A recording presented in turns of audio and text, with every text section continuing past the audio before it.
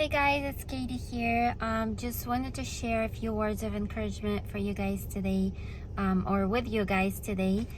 So do not be afraid to take risks. Do not be afraid to fail, because the only way to achieve what you want to achieve in life and to achieve it the quickest way possible is to just take massive action without the fear of rejection, without the fear of failure.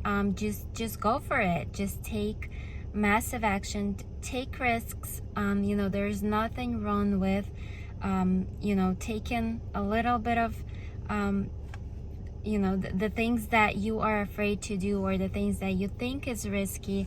Obviously don't do anything crazy, but in business, when you are building the business, it's actually important to take risks, because that's what's going to create or help you create that momentum in your business and help you achieve the results quicker.